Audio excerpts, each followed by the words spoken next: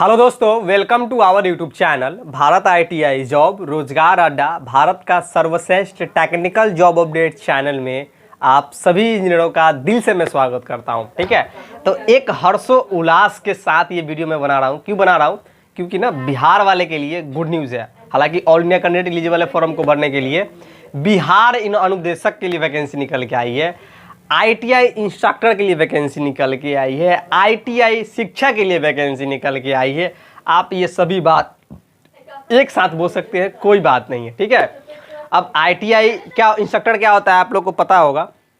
मैं आप लोग को ना थोड़ा डिटेल में आप लोग को पूरा हर चीज़ बताऊंगा आज। एज क्या रहने वाला, सिलेक्शन प्रोसेस कैसे रहने वाला, अप्लाई फी आप लोगों को कितना हो सकता है, आपको पे करना होगा, कब तक वैकेंसी आने के चांसेस है, सब चीज़ आप लोगों को डिटेल में मैं बताऊंगा। ठीक है, पहले पेपर के माध्यम से आज जो कटिंग है यहाँ पे आप लोग देख भी सकते हैं, कोई फेक नहीं है, जेन्युइन चैनल है यार। बिहार से बिलोंग करते हैं, समझ रहे हो ना। बिहारी क्या करता है, एकदम जेन्युइन रहता है। ज़मीन में जहाँ मिल गया वहीं बैठ गया, जहाँ मिला वहीं खाने लगा, जहाँ मिला वहीं पढ़ने लगा। ठीक है, वो कुछ भेदभाव नहीं रखता है, एकदम जेन्युइन रहता है, नॉर्मल रहता है। ठीक है, ये जो वैकेंसी निकल के आई है आईटीआई अनुदेशक पे 8-9 साल बाद आई है। ठीक ना, लगभग 9 साल हो गया। ठीक ना, क्योंकि 13-14 के आसपास में वैकेंसी निकल के आई थी। ठीक है, उस समय तो हम आईटीआई में एडमिशन ही लिए थे शायद। ओके, तो यहाँ से जो वैकेंसी निकल के आई है तो भैया बच्चा बहुत कन्फ्यूजन में है। ठीक है, हालांकि यूट्यूब पर बहुत सारा वीडियो अपलोड है, आप लोग देख भी सकते हैं जिसको ट्रस्टेड है, लेकिन बच्चा हम पे बहुत ट्रस्ट करता है। सर आप एक प्रॉपर तरीके से वीडियो लाइए, हमें हर चीज़ डिटेल में बताइए, हमें संतुष्ट कीजिए कि सर हम अप्लाई कर सकते हैं कि नहीं कर सकते, कौन कौन एलिजिबल है फॉर्म को भरने के लिए, और क्या वेटेज रहने वाला है, किसका वेटेज रहने वाला है, किसका जल्दी सिलेक्शन होगा। ठीक ना, सब चीज़ मैं आपको डिटेल में बताऊंगा। ठीक ना, CITS कुछ नहीं है यार। जैसे कि ना CITS समझो, जैसे कि 12th के बाद या डिग्री के बाद, ठीक ना, BA के बाद आप लोग टीचर बनने के लिए DLED करते हैं या BEd करते हैं। DLED 12th पे होता है और BEd होता है ग्रेजुएशन वालों पर। बस सेम टू सेम वही टर्म एंड कंडीशन है यहाँ पे कि ITI में आपको अगर पढ़ाना है, टीचर बनना है, ठीक ना, कितना सम्मान वाला बात है, इतना इज्जत मिलता है ना, सैलरी इतना अच्छा मिलता है कि मत पूछो। स्टार्टिंग से ही कम से कम 55 से 60 के बीच में आप लोग को मिलने लगेगा।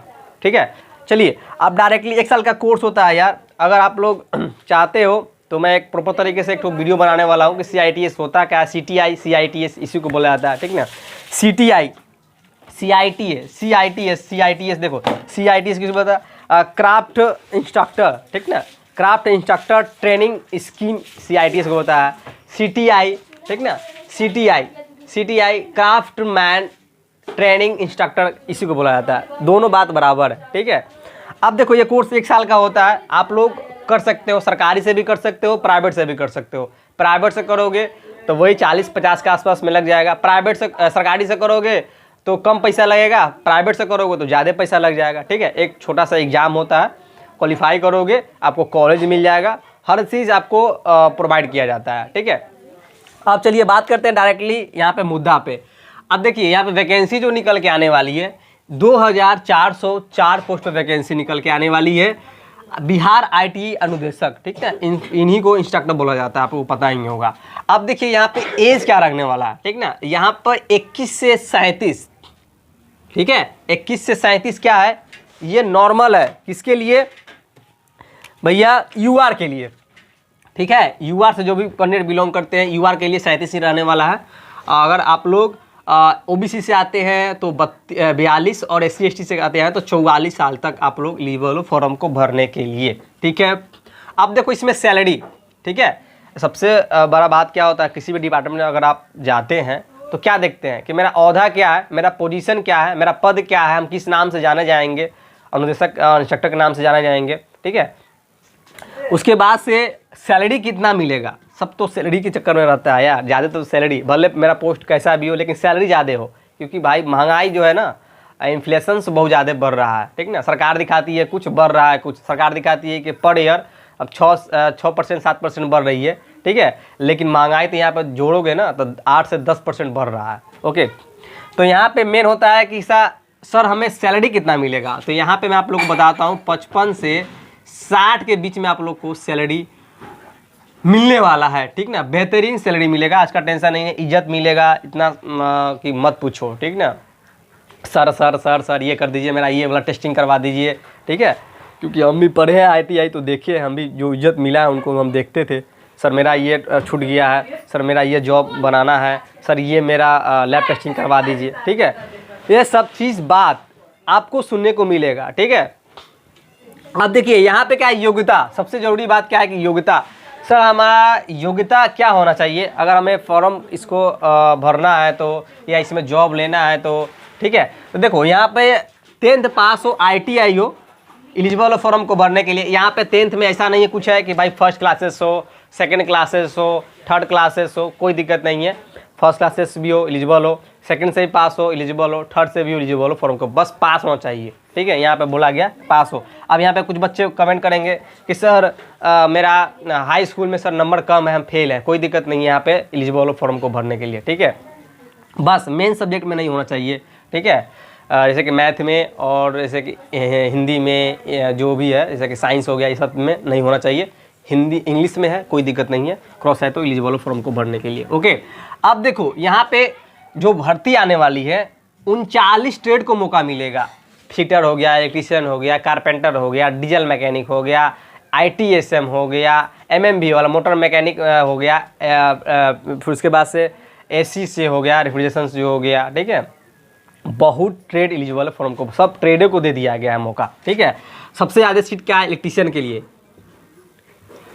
इलेक्ट्रीशियन के लिए 332 शायद सीट है आने वाली है, ठीक ना।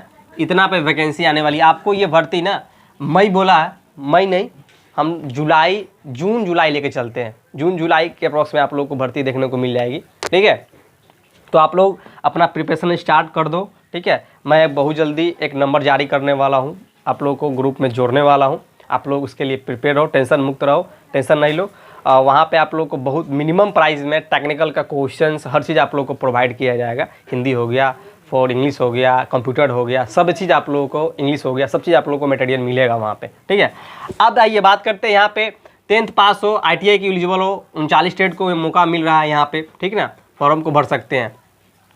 यहाँ पे डिप्लोमा किए हो, BTech किए हो, एलिजिबल हो फॉर्म को भरने के, CITS किए हो, ठीक ना। ऐसे कि 10th 12th ITI के बाद CITS की एलिजिबल हो, उसके बाद से डिप्लोमा BTech के बाद CITS किए हो, तो देखो इनको वेटेज थोड़ा ज़्यादा मिलता है। CITS किए हो ना तो आपको वेटेज मिलेगा, यहाँ पे ज़्यादा चांसेस रहेगा 2 आदमी को, एक CITS और एक अनुभवी आदमी।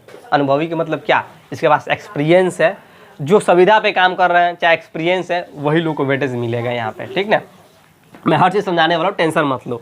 अब देखो ITI किए हो तो 3 ईयर का कम से कम ITI कॉलेज में, चाहे प्राइवेट हो या सरकारी हो, एक्सपीरियंस है, एलिजिबल फॉर्म को भरने के लिए, ओके। यहाँ पे ये बात बोला गया है कि भैया CITS नहीं है, 3 ईयर का एक्सपीरियंस है बंदा के पास, एलिजिबल है फॉर्म को भरने के लिए, ठीक है। CITS है तो और अच्छा के बात है, ठीक है। आपको वेटेज मिलेगा, कब मिलेगा, जब आप लोग का जो पैनल बनाया जाएगा ना, मेरिट लिस्ट, तब उसमें आप लोग को अच्छा देखने को मिलेगा, ठीक है। यहाँ पे गवर्नमेंट से किए हो, चाहे आप कॉलेज में पढ़ाए हो, ठीक ना, पढ़ाए हो, तो आप लोग वहाँ पर देखना कि NCBT या SCBT से मान्यता प्राप्त होना चाहिए। और वो कॉलेज आपको जब आपको इंटरव्यू होगा, चाहे जब आप बुलाया जाएगा ज्वाइनिंग के समय, तो आपका सैलरी स्लिप देखा जाएगा, वैलिड, ये इंस्टीट्यूट वैलिड है कि नहीं, रजिस्ट्रेशन है कि नहीं।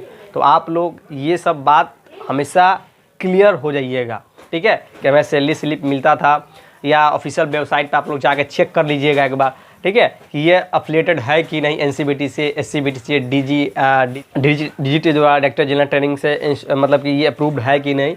ये सब चीज़ अपना संतुष्ट हो जाइएगा, ठीक है। चाहे आप लोग जैसे कि गवर्नमेंट PSU, गवर्नमेंट या और सरकारी से कहीं भी अगर काम किए हैं, ठीक ना, एक्सपीरियंस है, तो वहाँ पर भी देख लीजिएगा कि भैया ये कंपनी जो है ना, मतलब एफिलिएटेड है कि नहीं, मतलब कि ये सरकार से मान्यता प्राप्त है कि नहीं इसको, ओके। तभी आपको आप लोग को आरक्षण देखने को मिलेगा। फिर डिप्लोमा वाले के लिए, डिप्लोमा 2 साल डिग्री है, उसके बाद 2 साल का एक्सपीरियंस है एलिजिबल फॉर्म को भरने के लिए। यहाँ पे BTech वालों को भैया 4 साल ही पढ़ते हैं, ठीक ना, ये 3 साल पढ़ते हैं, ये 2 साल पढ़ते हैं, तो उसी के आधार पे आप लोग का सब चीज़ रहने वाला है, ठीक है। अब उसके बाद से देखिए BTech किए हैं, 4 साल का 1 साल का एक्सपीरियंस है, ठीक है, एक्सपीरियंस आप पढ़ाए हैं, तो कितना साल पढ़ाए हैं उसके आधार पे आप लोग को वेटेज मिलेगा। मैं आप लोग को बताने वाला हूँ, टेंशन मत लो। देखो पहले क्या था कि BSSC लेता था एग्ज़ाम, ठीक ना, इस सब को देख रेख करता था कि भैया हम वैकेंसी निकालेंगे और एग्जाम सब लेते। लेकिन अब क्या है कि बीटीएससी को ये दे दिया गया, ठीक ना, बिहार टेक्निकल सेवा आयोग। अब यही एग्ज़ाम आपका लेगा, यही मेरिट लिस्ट बनाएगा, यही सिलेक्शन प्रोसेस करने वाला है, सब चीज़ इसी के हाथ में अब है, ठीक है। तो ये दिया तो भैया ये बताया, ये बोला कि भैया हम कुछ चेंजेज करेंगे, ठीक है। क्या चेंजेस किया है ये देखिए। अब बताया गया कि भैया यहाँ पे ये चेंजेस किया गया है कि भैया ITI को 50% हम यहाँ पे फॉर्म को भरेंगे, ठीक है। उसके बाद से 50 में डिप्लोमा और बीटेक वाले फॉर्म को भरेंगे, ठीक है। ये दोनों लोग फॉर्म को भरेंगे, 50% इनको वेटेज है, 50% इनको है। अब इसमें 50% में लड़की लोग भी आ जाएगी, जिसमें कि 35% जो इनको आरक्षण है बिहार सरकार का, तो इनको ये इसमें इंक्लूड हो जाएंगी, ठीक है। तो लड़की जो भी है, आप लोग ध्यान से सुनिएगा, आप लोगों के लिए गुड न्यूज़ है, कितना अच्छा जॉब है यार, ठीक है। ITI किए हो, उसके बाद से CITS किए, CTI की कर लिए है ना, आप लोग के लिए आपका जॉब होगा ही होगा, ये बात जान जाओ, ठीक है। 2 लोगों का जॉब होगा ही होगा, मैं आप लोग बताने वाला हूँ। देख लो आप लोग को, आप सिलेबस देखो। सिलेबस क्या है कि 100 मार्क्स का क्वेश्चन रहेगा। योर ट्रेड, आपका जो ट्रेड है, electrician, fitter, diesel mechanic, carpenter, air refrigeration, ठीक है ना, चाहे इंस्ट्रूमेशन, इलेक्ट्रॉनिक्स, जो ट्रेड है आपका, उसी से क्वेश्चन पूछा जाएगा, उसका वेटेज भी रहेगा। यहाँ पे निगेटिव मार्किंग बोला गया है कि भैया 0.25 का निगेटिव मार्किंग रहने वाला है। अब बोला गया है, अब इसके ऊपर निर्भर करता है BTSC के ऊपर कि भैया ये नेगेटिव मार्किंग रखेगा, क्योंकि ढेर दिन बाद वैकेंसी आ रही है, 8 साल 9 साल के बाद वैकेंसी हो सकता है इसको माया आ जाए कि भाई इतना साल बाद हम वैकेंसी निकाल रहे हैं। श्रम संसाधन विभाग को माया आ जाए कि भाई देखिए बच्चा को हम बहुत दिन वेट करवाए हैं, इसको ना कुछ कम कर दीजिए, ठीक है, कि भैया इसको निगेटिव मार्किंग हटा दीजिए, ताकि बच्चा को कुछ ना कुछ रहेगा कि हाँ भाई ढेर मतलब से आया, लेकिन देर से आया दुरुस्त आया। अब इसके ऊपर डिपेंड करता है। CBT के द्वारा आप लोग का एग्जाम होगा, ठीक ना, कंप्यूटर बेस्ड टेस्ट से आप लोग का एग्जाम रहने वाला। आप देखो टोटल 100 मार्क्स रहेंगे, लेकिन वेटेज देख लो, ओवरऑल सबका यही रहने वाला है वेटेज। आप लोग को मैं मोटा मोटी समझाता हूँ। देखो 50 नंबर जो आप लोग का वेटेज रहने वाला, 50% जो आप लोग का, 100% में 50% आप लोग का एग्जाम से जोड़ा जाएगा, ठीक ना। जो आप लोग एग्जाम दीजिएगा ना, उसका आप लोग का यहाँ पे 50% ऐड होगा, ठीक है, 50% ऐड होगा। उसके बाद से आप लोग का जो एजुकेशन क्वालिफिकेशंस है, ठीक ना, जैसे कि डिप्लोमा किए हैं, BBTech किए हैं, ITI किए हैं, उसमें कितना परसेंटेज है, ठीक है, तो वो ऐड होगा। उसके बाद से यहाँ पे आप लोग का जैसे कि इसमें आप सब कुछ इंक्लूड हो जाएगा। अब उनके ऊपर डिपेंड करता है कैसे मेरिट बनाएंगे, ठीक है, लेकिन यही ओवरऑल रहने वाला है। 20% आप लोग का ये वेटेज होगा, 50% इसका लिया जाएगा, 30% CITS या CTI जो किए हैं उनका इसमें इंक्लूड नंबर होगा। टोटल आप लोग का 100 नंबर हो गया, 50 है 20, 70 और 30 आप लोग का 100 टोटल। हालांकि सभी लोग एलिजिबल फॉर्म को भरने, ITI जो भी कैंडिडेट हैं वो फॉर्म को भर सकते हैं, ठीक ना। एग्जाम का आप पैटर्न देख सकते हैं, एग्जाम देकर बैठ सकते हैं। भैया बहुत कैंडिडेट पूछेंगे कि सर क्या हम ITI की हम क्या फॉर्म को भर सकते हैं, ठीक है, ऐसा नहीं है कि नहीं भर सकते, भर सकते हैं। कम से कम एग्जाम को आपको तो क्षमता आपका अपना पता चलेगा ना, भैया हम किस लेवल तक है, मेरा तैयारी, हम क्या है। जब आप बैठोगे तो खुद पता चल जाएगा कि भैया हम क्या हैं। ओके, अब आइए यहाँ पे आप लोग पूरा डाउट क्लियर हो गया होगा। अब यहाँ पे कुछ बात और समझ लीजिए। यहाँ पे अभी नोट, यहाँ पे मैं नोट लिख रहा, 218 नियमित इंस्ट्रक्टर हैं फॉर बिहार। यहाँ पे ना मात्र 218 हैं टीचर हैं जो सरकारी कॉलेज में पढ़ा रहे हैं, ठीक है। 800 सुविधा यहाँ पे जो भी टीचर है 800 सुविधा पे काम कर रहे हैं। अब यहाँ पे सुविधा वालों को देखिए, मैं पहले ही बताया हूँ कि 2 लोग को यहाँ पे जॉब होगा ही होगा। किनका?